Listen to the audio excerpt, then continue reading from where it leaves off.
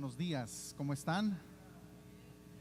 Bueno, todos los que están aquí presentes, qué bueno que podemos estar juntos, y los que están a través de los medios, pues qué bueno que también nos están viendo. Y es una buena oportunidad ahora, al estar comenzando la enseñanza, poder compartir con otros. Si lo pueden hacer, les animo a que lo hagan, que hagan un share, un compartir con sus contactos para que también puedan beneficiarse de la enseñanza en esta mañana. Yo quiero compartir de un tema que he titulado ¿Cómo vencer las tentaciones? Y esto es algo a lo que nos confrontamos día a día. Las tentaciones es algo que tiene que ver con nuestra vida. Mientras estemos vivos, estaremos nosotros siempre confrontando diferentes tipos de tentaciones. Y es importante que nosotros conozcamos y sepamos precisamente cómo es que vamos a ser vencedores, cómo vamos a poder nosotros caminar en esta vida en Cristo y poder nosotros hacer la voluntad del Padre. Y lo que quiero hoy compartir es un pasaje que sé que todos hemos leído, quizás muchas veces hemos repasado este pasaje que está en Lucas capítulo 4, y me refiero a lo que se llama la tentación de Jesús. Y quiero comenzar en el verso 1 de este versículo, de este pasaje, que dice: Jesús, lleno del Espíritu Santo, volvió del Jordán y fue llevado por el Espíritu al desierto. Dice, por 40 días siendo tentado por el diablo, y no comió nada durante esos días, pasados los cuales tuvo hambre. Muy bien. La tentación de Jesús es un modelo de la tentación de todo ser humano. Esto que le está pasando a Jesús no se escribió y el Espíritu Santo inspiró al evangelista para que lo escribiera simplemente como un evento fortuito, sino que nosotros debemos entender que aquí hay principios que nos van a ayudar a nosotros a vivir correctamente y a poder vencer la tentación de la misma manera como Él lo hizo. Necesitamos comprender que en este pasaje, en estos pasajes, vemos cómo este personaje, que vamos a hablar de él más adelante, ataca las necesidades básicas de cada ser humano. La próxima semana yo voy a continuar y voy a hablar precisamente de cómo ataca estas necesidades básicas de la personalidad.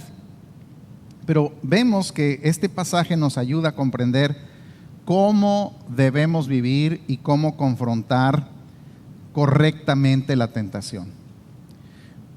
Y cuando leemos el pasaje sin comprender, sin entendimiento, el mismo pasaje te puede confundir o te hace no confrontar la tentación correctamente. Un punto que debemos aclarar es que la Biblia que nosotros tenemos el día de hoy, cualquiera que sea la versión que tú tengas, pues la Biblia que tenemos no fue escrita en español. O sea, los evangelistas, los profetas, Moisés, ninguno de los escritores escribió en español. La Biblia se escribió principalmente en 3 idiomas: en el hebreo, en el griego y en el arameo. Por lo tanto, después de tener estos diferentes libros escritos en diferentes idiomas, de allí, pues ha sido un proceso para que después de muchos siglos esto llegara al español. Pero la gran mayoría de la traducción de la Biblia al español es sacada no del hebreo, del griego y del arameo, sino del latín. O sea, durante más de 1000 años, que fue más o menos del año 400 hasta 1530, había una versión latina. O sea, la iglesia tradujo la Biblia, pero la tradujo de los idiomas originales al latín. ¿Por qué?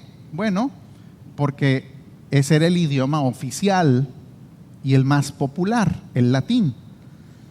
Y esta traducción al latín, que se conoce como la Vulgata Latina, fue una edición pues definitiva del texto más influyente en la sociedad europea occidental. Por lo tanto, pues era lo que permeaba, era lo que se usaba. Casi todos utilizaban esta versión latina. La Biblia se leía en latín. Las ceremonias religiosas se realizaban en latín. Los juicios públicos se realizaban en latín.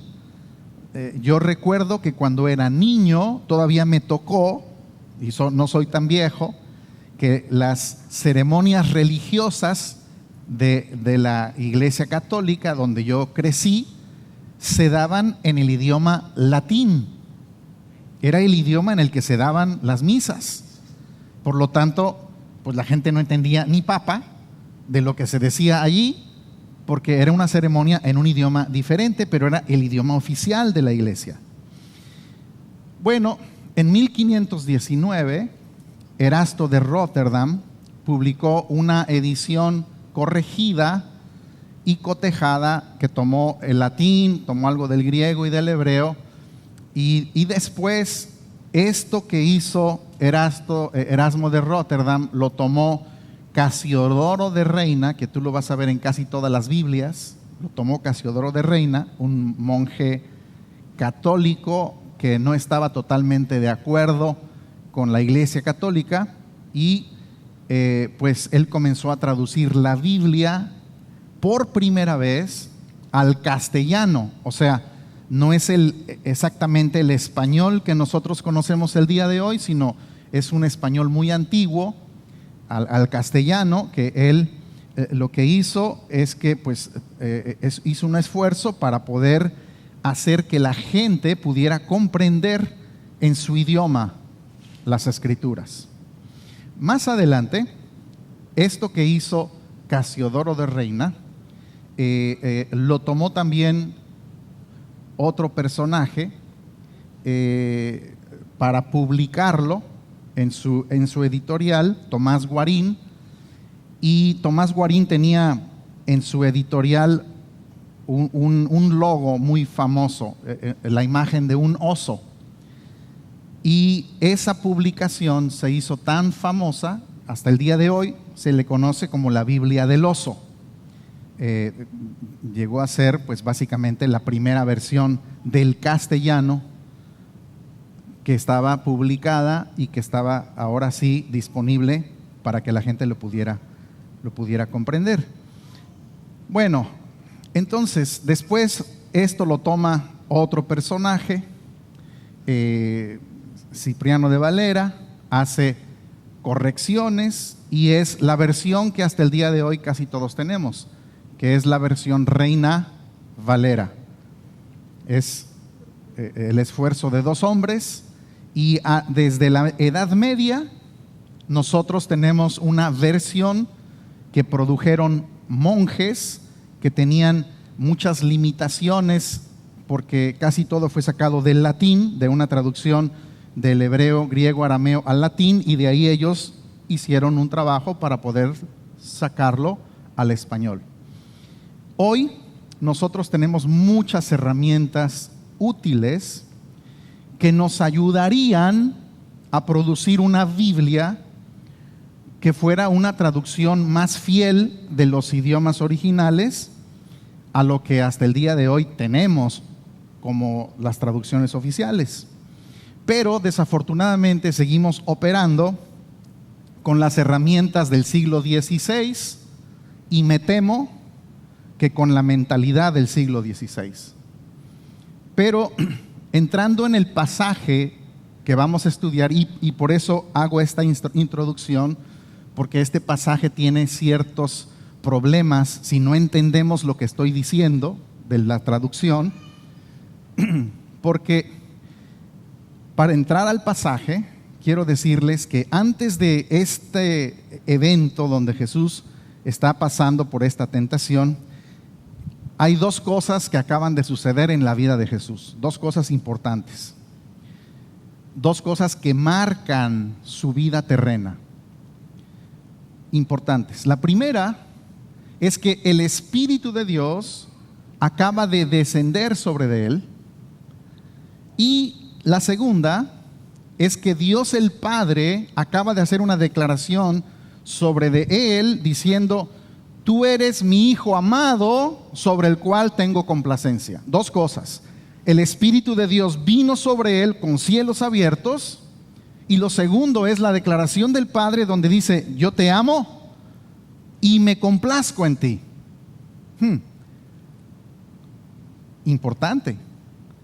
Ahora vino sobre él el Espíritu y él tiene la voz del Padre que le dice: tú eres mi Hijo y te amo y me complazco en ti. Estas dos cosas son ahora parte de su vida terrena, de su realidad, de su entendimiento, que está lleno del Espíritu para comenzar una nueva fase y realizar cosas que un hombre natural no puede hacer, y que su identidad es la de un hijo de Dios, el Hijo de Dios, del que el Padre se agrada. Muchos piensan que si tú estás lleno del Espíritu, entonces no vas a tener ninguna tentación. Si tú estás lleno del Espíritu, ¿qué tentación va a poder venir sobre de ti? Bueno, Jesús acaba de ser lleno del Espíritu, acaba de recibir la confirmación del Padre que lo ama, e inmediatamente el Espíritu lo lleva a este evento de la tentación. Yo pensé que los que estaban llenos del Espíritu no tenían tentaciones. Bueno, otra cosa que quiero que notemos, que Jesús no ayunó. Él no ayunó para ser lleno del Espíritu. O sea, la razón por la que el Espíritu lo llevó al desierto para ayunar no era para que fuera lleno del Espíritu Santo. No fuera tampoco para agradar al Padre, porque él ya era lleno del Espíritu y él ya agradaba al Padre. Por lo tanto, el ayuno ni lo llenó del Espíritu, ni hizo ese ayuno que el Padre se agradara de él. Toda persona que ayuna pensando que eso lo va a hacer lleno del Espíritu o que el Padre se va a agradar de él, no tiene ninguna base escritural. El ayuno no le añadió a Jesús más del Espíritu, ni le dio más unción, ni le dio más poder, ni le dio más autoridad, ni tampoco hizo que con eso que realizó hiciera que el Padre lo amara o se agradara más de él. Y podemos también deducir que el ayuno no le libró de la tentación. Cosas por las que muchas personas el día de hoy están ayunando. Me voy a un ayuno para que no me den tentaciones. En el caso de Jesús fue todo lo contrario. Fue el Espíritu el que lo llevó al desierto. Y noten que fue tentado por 40 días. No fue un día donde hubo 3 tentaciones. Él fue tentado por 40 días. ¿Cuántos días fue tentado? 40 días. No fue una tentación entonces de un día. Jesús sabía lo que venía. Sabía que llegaba la manifestación de su propósito en la tierra, del por qué había sido encarnado. Ahora, ¿cuántos días ayunó y estuvo en el desierto? 40. Muy interesante. 40 es un número de transición, es un número que siempre que en la Biblia ves 40 hay un cambio. es un tiempo de transformación, es un tiempo donde viene una nueva fase. 40 años Israel estuvo en el desierto antes de poseer la tierra. Eran libres, pero no tenían herencia. Hubo un tiempo de 40 años, transición de una nación libre a una nación que poseía la herencia. Transición de 40. 40 años estuvo Moisés también fuera de Egipto antes de convertirse en el libertador de la nación de Israel. 40 años. 40 días llovió en el diluvio. 40 días estuvo Goliat frente a los ejércitos de la nación de Israel hasta que David lo derrotó. 40 días. 40 días se apareció el Cristo resucitado a los discípulos para aclararles las realidades del reino de Dios. 40 días entre su resurrección y su ascensión, un tiempo de transición. 40 años después de la cruz, un tiempo de transición. 40 años antes o después de la cruz, 40 años después, viene la destrucción de lo que Jesús profetizó: la destrucción del templo y la destrucción de la ciudad. Por lo tanto, vemos nosotros que 40 días estuvo Jesús en el desierto porque está viendo un tiempo de transición. ¿Para qué? Para la manifestación de lo que Él venía a realizar en la tierra. Él había vivido haciendo lo que le enseñaron a hacer como carpintero, pero ahora venía un tiempo diferente, un tiempo para la manifestación de a lo que Él venía y la proclamación de un mensaje que antes no lo había proclamado. Por lo tanto, pasa estos 40 días y suceden estas tentaciones. Dice la Escritura que Él fue tentado ¿por quién? Por el diabolos. Ese es el idioma original griego. Diabolos. Diabolos no es un nombre. Diabolos no es el nombre de un ser espiritual. Escucha, la palabra original no se refiere a un ser espiritual. Diabolos es una palabra que su traducción literal es acusador. Es muy diferente la palabra acusador a la palabra diablo, porque uno es la imagen de un ser espiritual y la otra es algo completamente diferente. No existe en toda la Escritura ninguna palabra refiriéndose a un personaje llamado diablo. En toda la Escritura no lo vas a encontrar. Existe la palabra diabolos, que quiere decir acusador, nada más. Ni tampoco esa palabra existía en el español antes de ser parte de la doctrina católica en los primeros siglos. Y después, esta misma doctrina adoptada por los protestantes. Lo que dice la Escritura es que quien tentó a Jesús es el acusador. ¿Quién es el acusador? Si tú crees que hay un ser llamado diablo que es rojo, con cuernos, y que es enemigo de Dios, y que está acosándote y acusándote delante de Él, eso es ciencia ficción religiosa. O si crees que hay un ser llamado diablo que viene y te susurra al oído las cosas malas que debes de hacer, lo que tú necesitas es un psiquiatra. Urgentemente.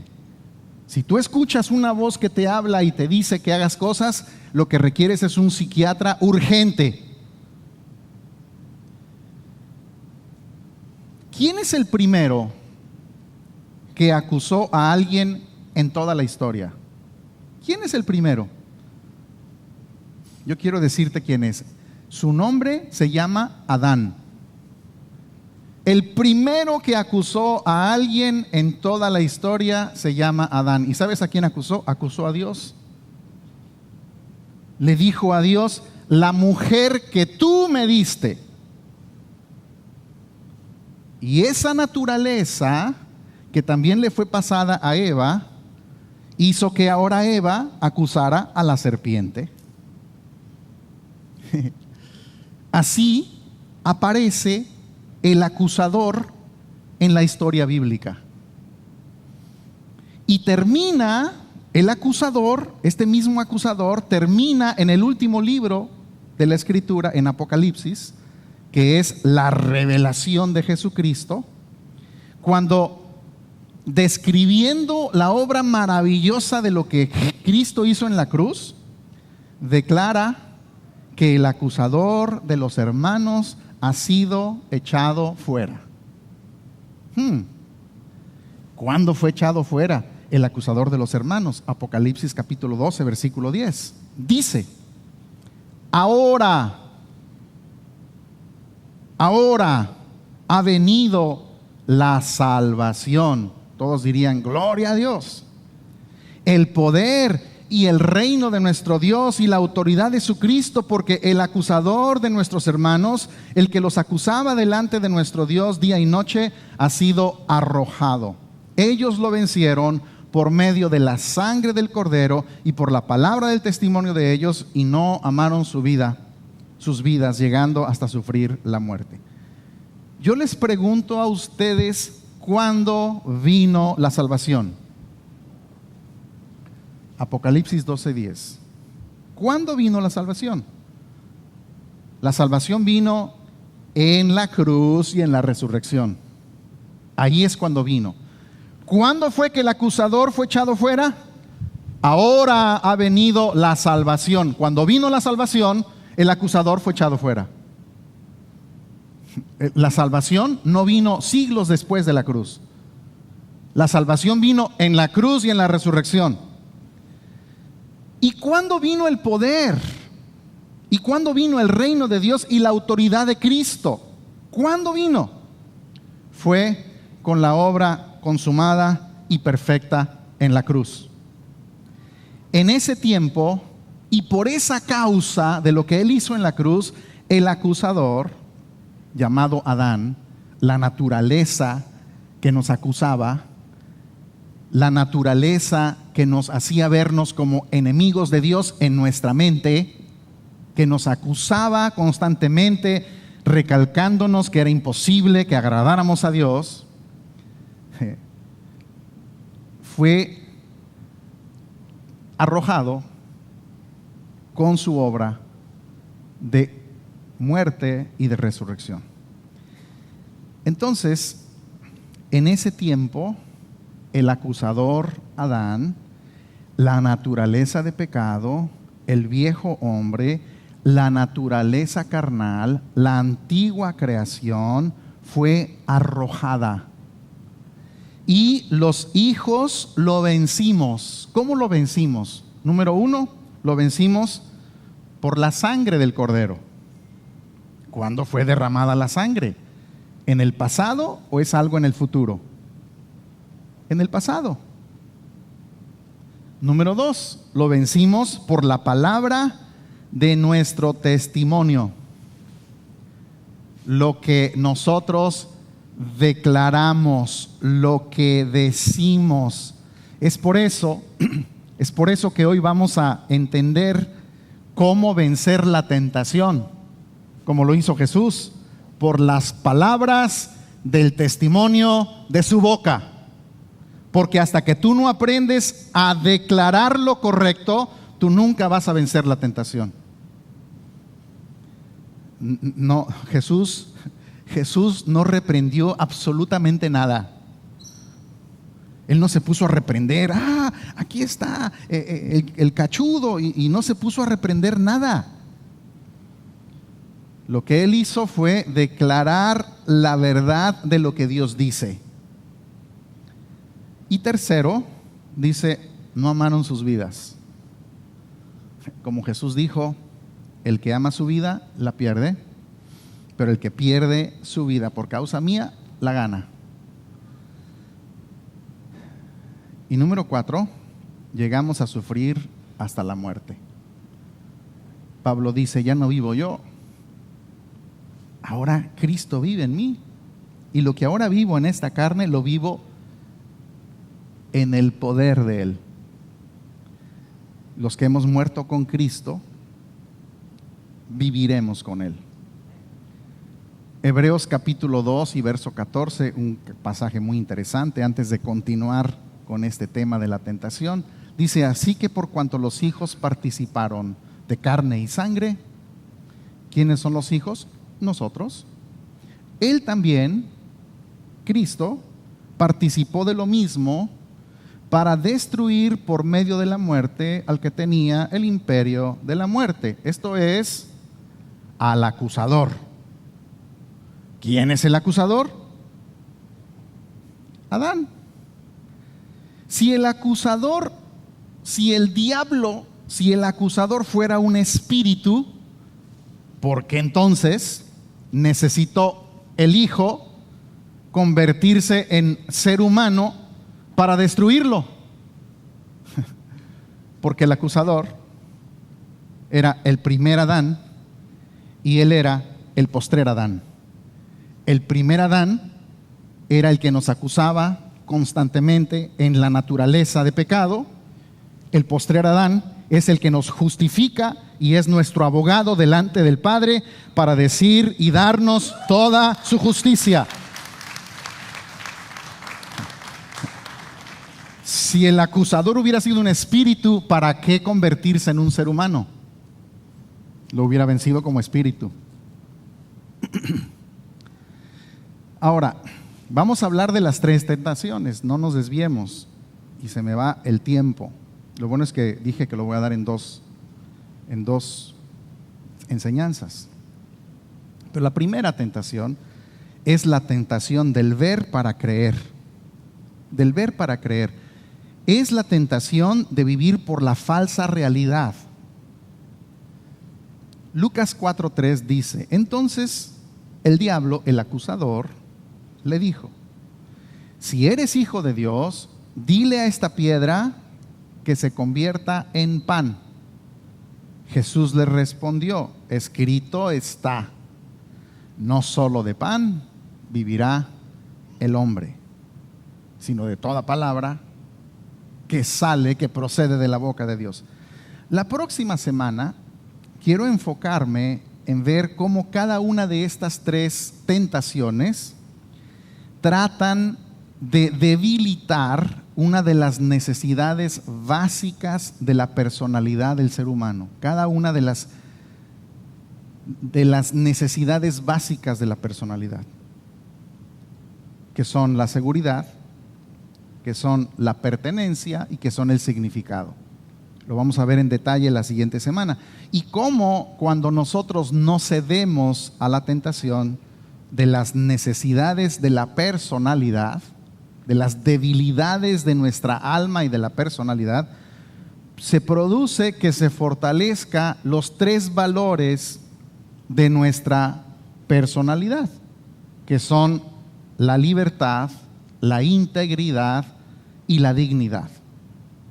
Y también vamos a ver que cuando no cedemos a estas tentaciones, entonces nosotros podemos ejercer correctamente las funciones exclusivas del ser humano, que son el libre albedrío, el dominio propio y la imagen de Dios. Pero el tema de hoy, o más bien en esta primera fase, quiero hablar de estas 3 tentaciones con otra perspectiva. El acusador le dijo, noten que si le dijo, es porque Jesús tuvo que haber procesado esto que le dijo, ¿dónde? En la mente. Lo procesó en la mente. Tuvo que meditar la propuesta y eso solamente se puede hacer en la mente. Ahora, ¿a cuántos de ustedes se les ha aparecido el cachudo? ¿Cuántos de ustedes han visto en una tentación que se les aparece este personaje y les ha hecho propuestas? ¿Cuántos? Porque en la imagen se presentara como que se le apareció este personaje y le empezó a decir cosas. Pues que yo sepa, a nadie se le ha aparecido este personaje para hacerle propuestas. ¿Y por qué a Jesús sí? ¿Por qué a él sí y a nosotros no? Porque nosotros somos más espirituales que Jesús. O sea, este cachudo con él sí, pero con nosotros no. Pues a nosotros qué, somos más espirituales que él, ¿cierto? ¿O porque tenemos más poder que Jesús? ¿O porque a él sí y a él no? No. Como ya dije, la razón es porque no existe un cachudo que ande haciendo propuestas a medio mundo. Lo que sí existe es una mente que está viciada y que tiene pensamientos y que vienen a la mente estas situaciones y que nos vienen propuestas. ¿Se fijan que las tentaciones que le presentaron a Jesús, ninguno fue, oye, mira, la vecina, esta mujer te la voy a presentar, o que le dijeran, mira, hay una manera muy fácil de obtener dinero, puedes robar y agarrar ese dinero, o mira, hay una nueva droga que si tú la utilizas te vas a sentir, no hombre, olvídate del tercer cielo, hasta el cuarto vamos a llegar. No, ninguna tentación fue de este tipo para Jesús, ninguna. Porque cada una de las tentaciones que le fueron presentadas, otra vez, está atacando una de las necesidades básicas del ser humano, pero en su forma más sofisticada y no en la manera más rústica y más común que son las que normalmente nosotros conocemos. Ahora notemos, cuando Jesús liberó a personas, ¿sí? Liberó a personas que tenían influencia de espíritus demoníacos, ¿sí? De demonios que existen, porque si no, al terminar esa enseñanza va a decir, Gerardo dice que los demonios no existen. No, yo no estoy diciendo eso. Yo lo que dije es que ese personaje, ese diablo creado por la mitología católica y evangélica, ese es un ser creado por la religión. Pero los espíritus inmundos, claro que existen. Cuando Jesús liberaba a personas que tenían influencias, que estaban oprimidos por demonios, simplemente les ordenaba que salieran y los echaba fuera. Aquí no hubo reprensión de parte de Jesús hacia ningún ser espiritual. Él no reprendió a nadie. No se puso a hacer guerra espiritual contra nadie.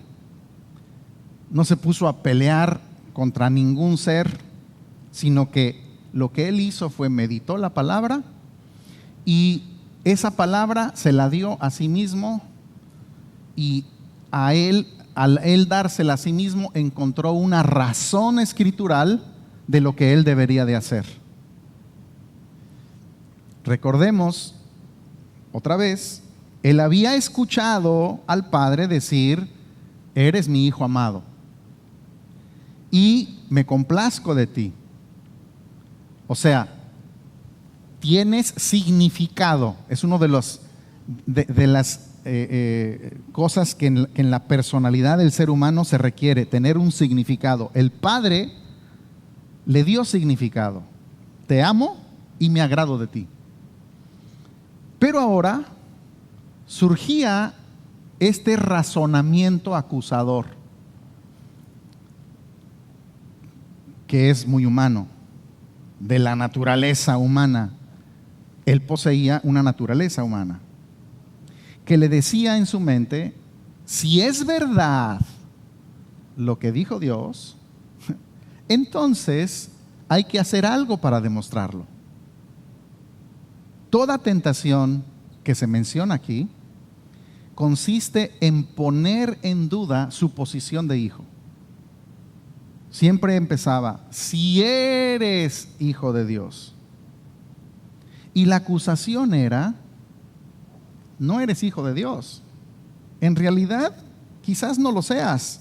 Hay que hacer algo para demostrar que lo eres.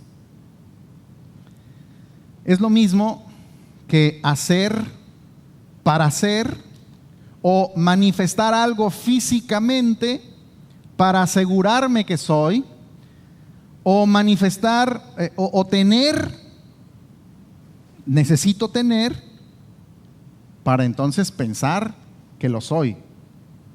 ¿No? Si soy hijo, debo recibir todo lo que le pida a Dios. Si no, quizás no soy hijo. Si soy hijo, debo sentir algo especial. Y si no lo siento, quizás no soy hijo. Si soy hijo, no me vendrá ninguna prueba. Si me vienen pruebas, quizás no soy hijo. Si soy hijo, el COVID no me puede tocar. Si me toca, a lo mejor no soy hijo. Si soy hijo, debo tener una evidencia de algún milagro que me demuestre que realmente soy lo que Dios dice que yo soy. No me basta lo que Dios dice, sino que requiero una prueba física y material para entonces sentir o aceptar lo que Dios dice. ¿Cuánta gente ha pasado por esa misma tentación? O por este mismo pensamiento adánico y de naturaleza carnal, donde se pone en duda lo que Dios dice, porque es más valioso, vale más lo que me pasa que lo que Dios dice. Tiene más valor mi experiencia que la palabra. Si estaba ayunando por 40 días, lo normal es que pudiera tener hambre. O sea, después de 40 días, pues debería tener hambre. Y lo que debería de hacer Jesús era terminar ese proceso. ¿Y qué hacer? Pues ir a un sitio y comer algo ligero. Lo normal, ¿no? Pero lo normal, lo común, no era convertir las piedras en pan. Eso no era lo normal. Pidiendo por sus necesidades que se cumplieran de manera inmediata, simplemente porque no iba a hacer lo que tenía que hacer, sino él quería suplir una necesidad de una manera mágica y rápida. Bueno, este pensamiento que tiene mucha gente es: Dios necesita, Dios tiene que suplir todo lo que yo le pida. Es su responsabilidad. Si yo le pido, Él tiene que oírme. Pues Él es Dios, yo soy su hijo. Es lo único que Él hace. Él está para escucharme. Es todo lo que Dios hace desde que tú te despiertas, es estar viéndote para ver qué necesitas, para suplir tus necesidades. Porque si algo necesitas, ahí está Dios para milagrosamente proveerte todo lo que tú necesitas. Dios está para ver qué es lo que al nene se le ocurre. Dios es Dios si tengo abundancia, y Dios sigue siendo Dios si tengo escasez. Dios es Dios si hace un buen clima, y Dios sigue siendo Dios si cae una helada. Dios es Dios si las condiciones de la vida son buenas, y Dios sigue siendo Dios si las condiciones de la vida son malas. Y lo que yo debo saber es que mi vida no depende de lo que sucede afuera ni de lo temporal, sino de lo eterno. Y lo único eterno es lo que declara en su palabra. Su palabra es lo eterno. y su palabra dice que Él tiene un propósito eterno, que me ha dado a mí vida eterna, que su reino es eterno, y estoy convencido que ni la muerte, ni la vida, ni ángeles, ni autoridades, ni lo presente, ni lo porvenir, ni el gobierno de la izquierda, ni leyes que cambien, ni ninguna otra cosa creada me pueden apartar del amor de Dios que es en Cristo Jesús.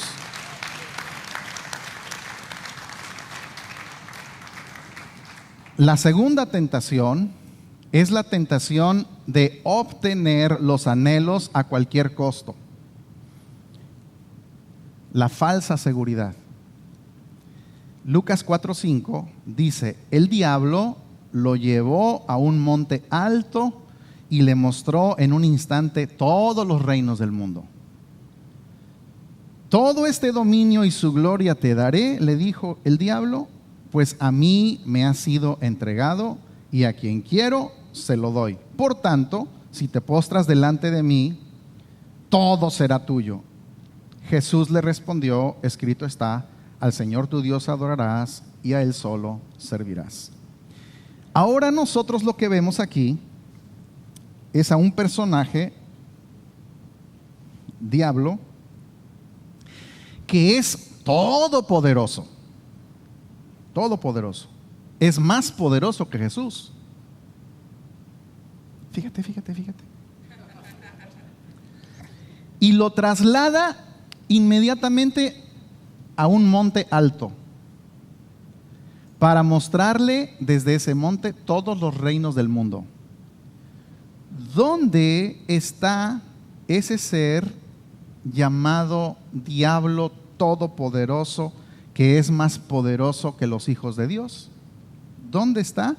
Está en la doctrina de una iglesia ignorante que le entrega o que le gusta controlar a las personas a través del miedo de crear este personaje, que no conoce la palabra, pero ese ser no existe en la Escritura. Solamente con la mente se puede uno trasladar del desierto a un monte alto. Y desde ese monte alto, después trasladarse a lo más alto del templo en Jerusalén. Solamente con la mente lo puedes hacer.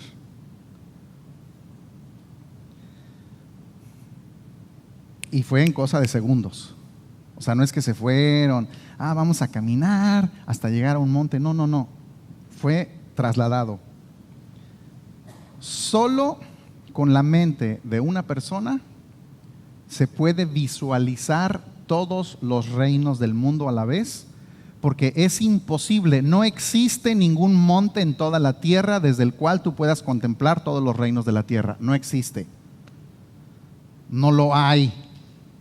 Por lo tanto, no fue un monte.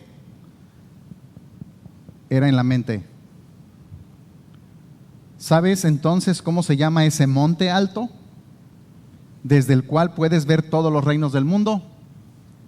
Se llama imaginación, que es producto de pensamientos y razonamientos. Es de donde proviene toda tentación que nosotros hemos tenido. Proviene desde adentro y no desde afuera. El que es tentado, no diga que es tentado de parte de Dios, sino que él mismo, cada uno es tentado y seducido de su propia pasión. Después, cuando la pasión ha concebido, dice Santiago, da a luz el pecado.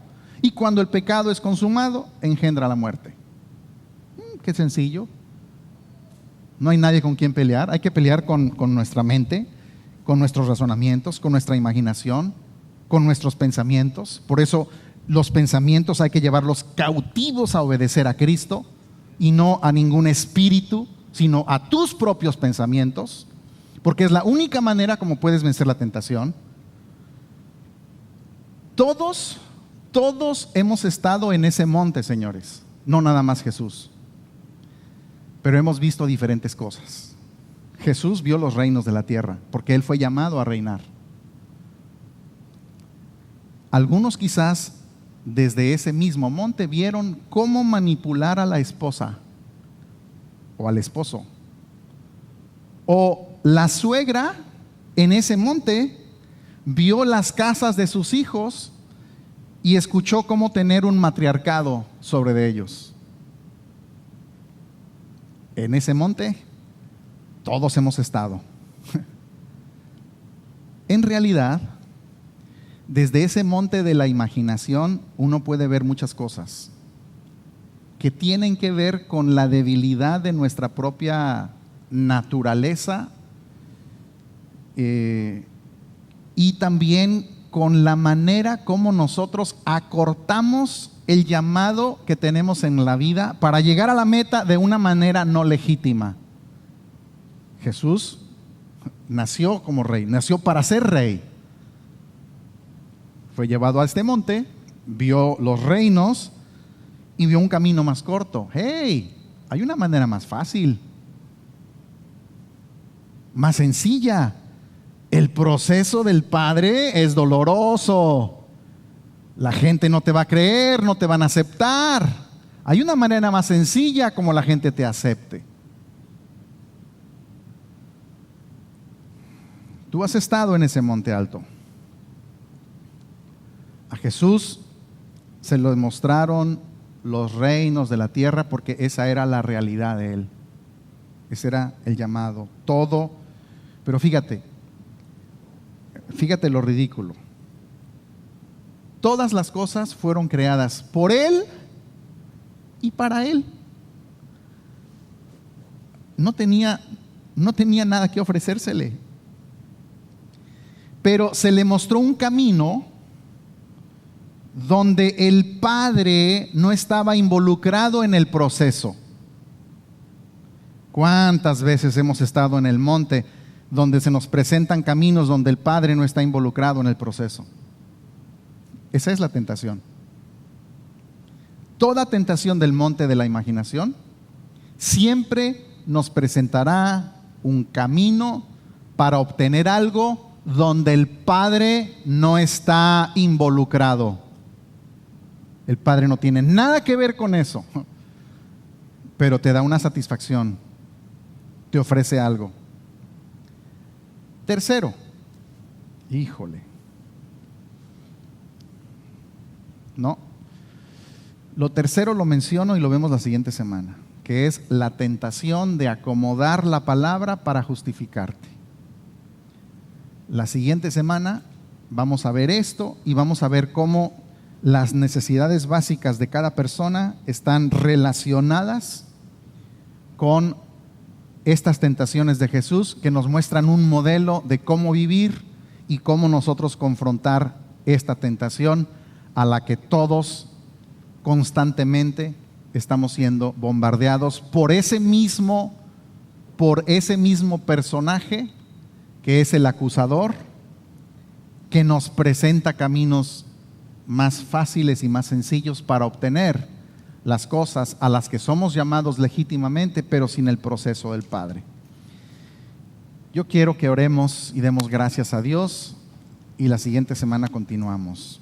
Señor, gracias por tu palabra, por esta enseñanza, porque entendemos que tu palabra es lo más valioso y tiene sentido a nuestras vidas. Queremos que por ella seamos edificados, queremos que a través de ella podamos nosotros ser fortalecidos en el hombre interior y que podamos caminar una vida de victoria a la que somos llamados en ti. Te agradecemos, Señor, por la vida que nos das, por la fortaleza de tu espíritu y porque sabemos que en ti somos más que vencedores.